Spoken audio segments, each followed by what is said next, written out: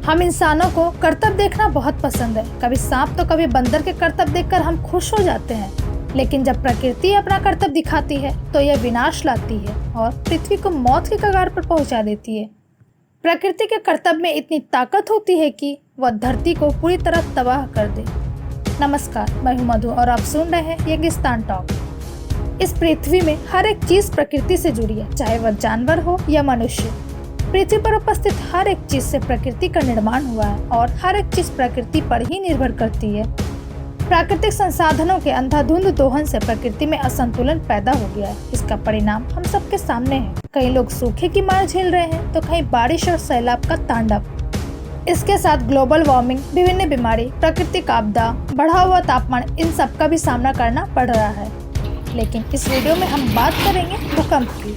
भूकंप एक प्राकृतिक आपदा है जो किसी भी समय किसी भी जगह आ सकता है। धरती मुख्य रूप से 4 परतों से बनी है, जिसका नाम inner core, outer core, mental और क्रस्ट है। क्रस्ट और ऊपरी मेंटल को लिथोस्फीयर कहा जाता है। इसके नीचे तरल पदार्थ लावा है। ये प्लेटें इसी लावे पर तैर रही है और इनके टकराने से ऊर्जा निकलती है, जिसे भूकंप कहते हैं। इसे हम भूचाल नाम से भी जानते हैं। यह पृथ्वी की सतह के हिलने को कहते हैं। भूकंप बहुत हिंसात्मक हो सकते हैं और कुछ ही क्षणों में पूरी पृथ्वी का ध्वस्त कर सकने की इसमें क्षमता होती है।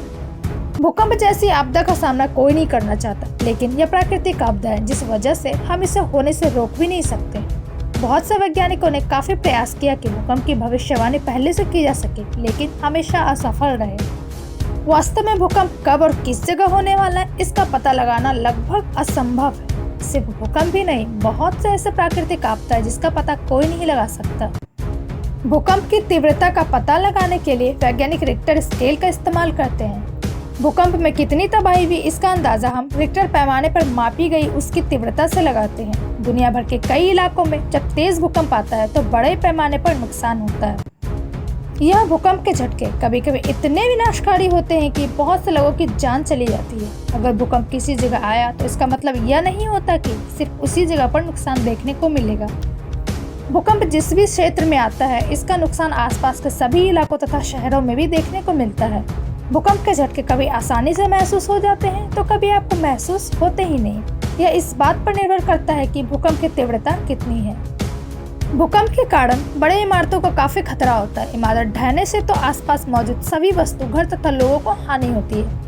भूकंप झटकों के कारण गीली मिट्टी अपनी क्षमता खो देते हैं और एक ठोस से तरल में परिवर्तित हो जाता है, जो इमारत और पुल को भी डुबा सकती है।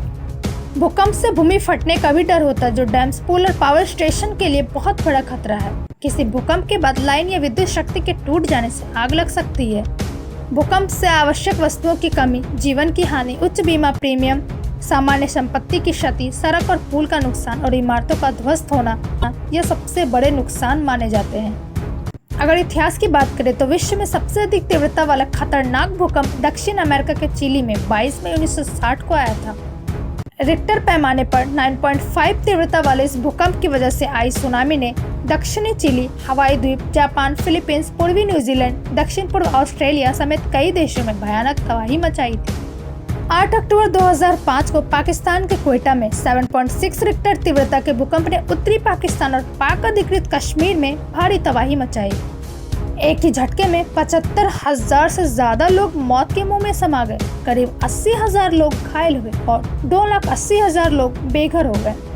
12 जनवरी 2010 को हैती में आई 7.0 तीव्रता वाले भूकंप में 3,16,000 लोगों की मौत हुई थी और इस देश का इतिहास और भूगोल हमेशा के लिए बदल गया था। 26 जनवरी 2001 को गुजरात के भुज में 7.7 तीव्रता वाली भूकंप से पूरा शहर ही मानो मलबे के ढेर में तब्दील हो गया।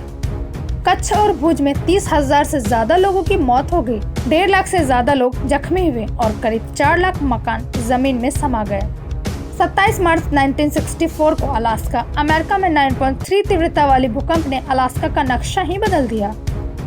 इसी तरह दुनिया के अलग अलग हिस्सों में काफी भूकंप आए और अपना तांडव दिखाया।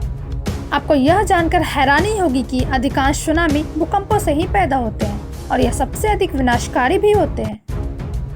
पर यह जरूरी नहीं कि हर भूकंप से सुनामी लहरें बने। इसके लिए भूकंप का केंद्र समुद्र के अंदर या उसके आसपास होना जरूरी है। 26 दिसंबर 2004 को हिंद महासागर में आई विनाशकारी सुनामी का कारण भूकंप ही था।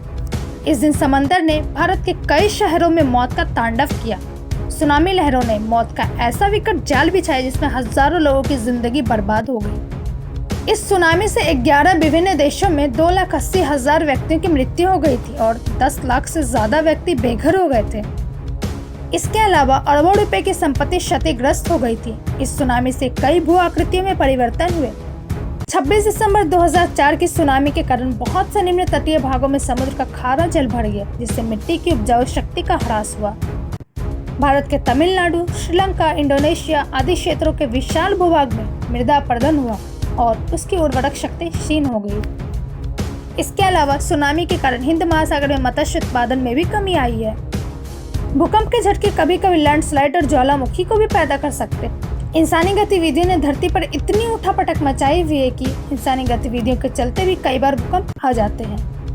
वैज्ञानिकों ने यह भी अंदेशा जताया है कि तेल की तलाश में जगह जगह धरती में खुदाई की जा रही है, इससे धरती के भीतर चट्टानों का संतुलन बिगड़ रहा है और भूकंप का कारण बन रहे हैं। भूकंप का इतना जल्दी आना बड़ा संकेत हो सकता है। आवाज तो यही हो रहा है कि कुदरत का मूड आजकल बिगड़ा हुआ है। जहां एक तरफ पूरी दुनिया कोरोना वायरस के जंजाल में फंसी हुई है, तो वहीं लगातार आ रहे भूकंप के झटके लोगों में खौफ और दहशत पैदा कर रहे हैं। भूकंप के ये झटके न सिर्फ भारत को बल्कि पूरी दुनिया को डरा रहे हैं। 26 दिसंबर 2004 की सुनामी से पहले आए भूकंप से इतनी ऊर्जा निकली कि इसने पृथ्वी की घूर्णन गति को 3 माइक्रोसेकंड तेज कर दिया और पृथ्वी के घूर्णन अक्ष में 2.5 सेंटीमीटर का विस्थापन हो गया। कहते हैं कि भले इंसान और विज्ञान भूकंप की आहट को महसूस कर पाने में असफल रहे हो, लेकिन पशु पक्षियों का व्यवहार ऐसे संकट को तेजी से भांप सकता है। इन जीव जंतुओं को भूकंप से पहले ही उसका आभास हो जाता है। भूकंप जैसी प्राकृतिक आपदा वैसे तो संभलने का मौका नहीं देती, लेकिन थोड़ा चौकन्ना रहने से आप अपना बहुमूल्य जीवन और इस हरी भरी धरती को बचाने की कोशिश जरूर कर सकते हैं।